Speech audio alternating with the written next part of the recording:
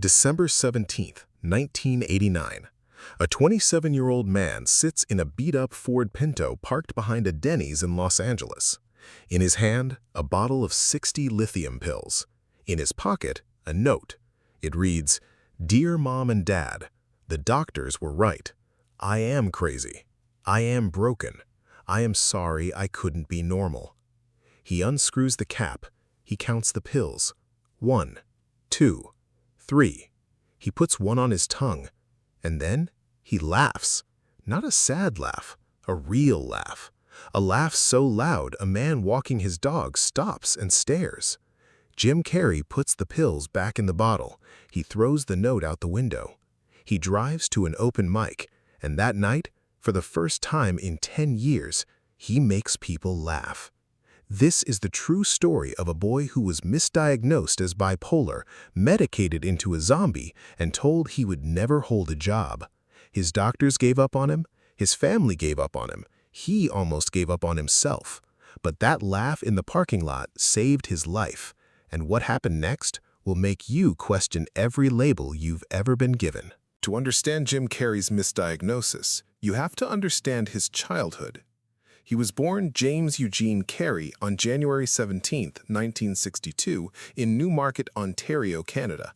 His father, Percy, was a gifted musician and accountant. His mother, Kathleen, was a fragile woman with chronic health problems. The family was middle class until they weren't. When Jim was 12, Percy lost his accounting job. The family of 7, Jim, his 3 older siblings, and his parents, moved into a Volkswagen van. Yes, a van! They parked at campgrounds, they showered at truck stops, they ate canned beans cold because they had no stove. Jim later said, "I learned that chaos was normal. I learned that safety was a myth." At night, Jim would make faces at his mother to make her laugh. She was sick, depressed, bedridden. His faces were medicine. But the schools saw something else. They saw a boy who couldn't sit still, a boy who talked too loud, a boy who laughed at nothing. They wrote, "Possible behavioral disorder. Recommend evaluation." Jim was 14. He had never seen a psychiatrist, but that was about to change. Jim Carrey's teachers didn't know what to do with him. He was disruptive. He was loud, but he wasn't angry. He was desperate for attention. He would stand on desks and imitate the principal. He would draw caricatures of teachers during math class. One teacher, Mrs. Patterson, kept him after class and said, "You're not bad, Jim. You're bored, but the school doesn't have a category for bored, so they're going to put you in the sick category." She was right. The school psychologist tested Jim. The results came back: exhibits manic tendencies, rapid mood swings, unable to regulate emotions, possible bipolar type II. Jim's mother cried. His father said nothing. Jim was put on his first medication, Ritalin. It made him jittery. Then they tried Haldol. It made him sleep 14 hours a day. Then they tried lithium. Jim later said, "I didn't know who I was anymore. The lithium made me flat. No highs, no lows, just gray. I stopped making faces. My mother asked me, 'Why don't you make me laugh anymore?' I said, 'I forgot how.'" That was the moment his mother started crying. Not because he was sick, because the medicine was killing the only thing that made him special. The psychiatrist's name was Dr. Robert Kellogg. He was a respected man in his 50s with gray hair and a calm voice. Jim's mother brought him to Dr. Kellogg's office in 1976. The office was beige. The couch was brown. There was a clock that ticked too loud. Dr. Kellogg asked Jim questions. "Do you ever feel sad for no reason?" "Yes." "Do you ever feel so happy you can't control yourself?" "Yes." "Do you hear voices?" "No." "Do you want to hurt yourself?" "Sometimes." Dr. Kellogg turned to Jim's mother. He said, "Mrs. Carrey, your son has bipolar type II. He will need lithium for the rest of his life. He will likely never hold a steady job. He will struggle with relationships. My advice? Keep him calm, keep him medicated, and lower your expectations." Jim's mother nodded. Jim stared at the ticking clock. He later said, "That clock was the loudest thing I ever heard, louder than my father's silence, louder than my own screaming. That clock was the sound of my future being decided without me. Jim was prescribed 900 milligrams of lithium per day. He was 15 years old. For 3 years, Jim Carrey was a ghost. He took his lithium every morning. His hands trembled, a common side effect. He gained 40 pounds. His face went slack. His jokes stopped. His mother once asked him, "Jimmy, why don't you do that funny walk anymore?" He said, "I don't remember how." He dropped out of school at 16, not because he was failing, but because he couldn't stay awake. The lithium made him sleep through classes. His father got him a job at the tire factory where he worked. Jim stood on an assembly line for 8 hours a day, putting lug nuts into boxes. He didn't speak. He didn't laugh. He just existed. One day, a coworker named Lenny said to him, "Hey kid, you ever smile?" Jim looked up. He wanted to make a joke. Nothing came. He went back to his lug nuts. That night, he wrote in a journal, "I don't feel sad. I don't feel happy. I don't feel anything. I think the lithium is working, but I think I'm also dying." He was 17 years old. One night, Jim Carrey couldn't sleep. It wasn't insomnia, it was something worse. He was lying in his basement bedroom, staring at the ceiling, and he realized he couldn't remember the last time he had a single original thought. Not a joke, not a funny face, not a daydream, nothing. He sat up, he walked to the bathroom, he opened his lithium bottle. There were 60 pills inside. His mother had just refilled it. He looked at himself in the mirror. A fat, blank, 17-year-old face stared back. He said out loud, "I'd rather be crazy than dead." He poured all 60 pills into his hand. He looked at them for a long time. Then he dropped them into the toilet, one by one. Plink, plink, plink. He flushed. He watched them swirl away. He went back to his room. He sat on his bed. And for the first time in 3 years, he smiled. It was a small smile, a broken smile, but it was his. The next morning, his mother asked if he took his pills. He said yes. He lied. He never took lithium again.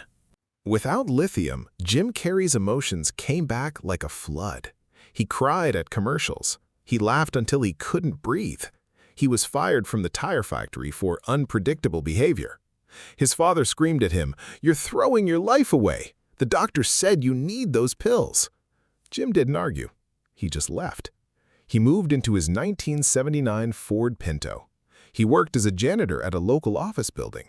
He emptied trash cans. He mopped floors. At night, he drove to Toronto comedy clubs. He would beg for 5 minutes on stage. Most nights, he got 3. He would tell jokes to drunk audiences who didn't listen. He was booed. He was heckled. One night, a man threw a beer bottle at him. It missed. Jim picked it up. He took a sip. He said, "Thanks, I was thirsty." The crowd laughed. That was the first time he made a room laugh since he was 14. He drove back to his Pinto that night and wrote in his journal, "One laugh? That's enough. I'll get 2 tomorrow." For 2 years, Jim Carrey bombed. He bombed so hard he considered giving up. He bombed at Yuck Yucks. He bombed at the Comedy Store. For 2 years, Jim Carrey bombed.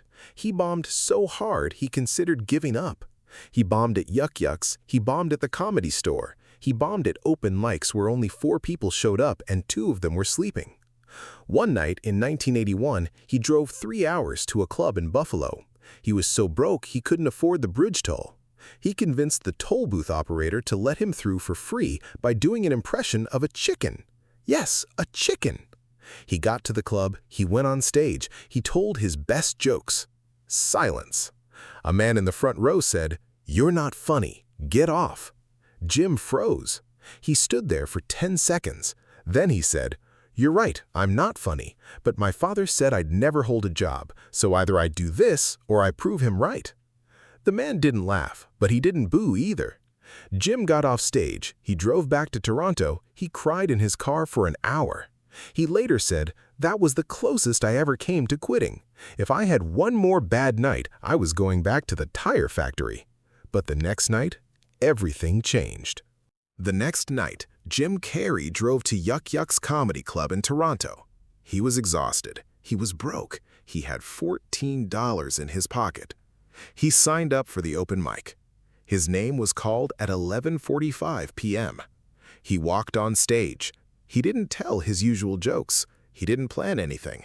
He just talked. He talked about his father, about the tire factory, about the lithium, about flushing 60 pills down the toilet. He was honest. He was raw. He was funny. Not ha-ha funny, oh my God, I can't breathe funny. The crowd lost it. People were crying with laughter. A man in the back stood up and applauded. That man was a booker from Los Angeles named Mark Lono. After the show, Mark found Jim in the parking lot. He said, "You're either insane or a genius." Jim said, "What if I'm both?" Mark handed him a card. "Call me. I want you in LA." Jim drove home that night and didn't sleep. He wrote in his journal, "Tonight, I became someone else. Tonight, I became me." Jim Carrey moved to Los Angeles with $500 and a prayer. He slept in his Ford Pinto again. He ate peanut butter sandwiches. He auditioned for everything. He was rejected 147 times. Yes, 147. He kept a tally mark on his wall. Then, in 1984, he was cast on Star Search. He didn't win, but a casting director saw him. He was cast on In Living Color in 1990. He was an instant sensation. Then came Ace Ventura: Pet Detective in 1994. The studio hated it. Test audiences hated it. But Jim believed. The movie grossed $107 million on a $15 million budget. He became the first actor paid $20 million for a single film, then $25 million, then The Mask, then Dumb and Dumber. But here's the moment you need to know. In 1995, Jim Carrey was invited back to Toronto to receive a key to the city. His old psychiatrist, Dr. Robert Kellogg, was in the audience. He was retired now, old, gray. Jim saw him sitting in the third row. After the ceremony, Jim walked over to him. He didn't yell, he didn't cry. He simply said, "You said I'd never hold a job. You said I'd be dead by 25. I'm 33, and I'm worth $100 million. I just wanted you to see that." The doctor said nothing. Jim walked away. He later told a reporter, "That was the best therapy I ever had." Jim Carrey is now 62 years old. He is worth over $180 million. He is also an acclaimed painter. He has sold paintings for over $50,000 each. He still doesn't take medication. He manages his mental health through art, meditation, and solitude. He has spoken openly about depression. He told Oprah in 2018, "I still have dark days, but now I know that dark is not the enemy. The enemy was believing I was broken. I was never broken. I was just on the wrong medication for the wrong diagnosis." He was asked if he would ever forgive Dr. Kellogg. He said, "Forgiveness isn't for him, it's for me. I forgave him the day I flushed those pills. I just never told him." Today, Jim Carrey lives in a secluded home in the Hollywood Hills. He paints, he writes, he makes faces at his own reflection. He laughs at himself. He is not cured. He is not normal. He is Jim Carrey, and that is more than enough. Jim Carrey was labeled bipolar. He was medicated into silence. He was told he would never hold a job. His own father gave up on him. A respected psychiatrist wrote him off as a lost cause, and Jim almost believed them. He almost swallowed those 60 pills, but he didn't. He flushed them. He chose crazy over dead. And that choice saved not only his life, but the laughter of millions. So if you've ever been told you're too much, if you've ever been given a label that felt like a cage, if you've ever been medicated into numbness, remember this. The same energy they tried to medicate out of Jim Carrey is the same energy that made him a legend. You are not broken. You are not your diagnosis. You are not what the doctors wrote on a clipboard. You are the laugh in the parking lot, the flush of the toilet, the decision to keep going. Comment one word, unlabeled. Let the world know you refuse to be defined by someone else's mistake. Subscribe for more stories of misdiagnosis turned into masterpieces. And Jim, if you're watching this somewhere in your Hollywood Hills studio painting at 4 a.m., thank you for not swallowing those pills. The world needed your crazy. Now hit that like button and never let anyone tell you who you're supposed to be.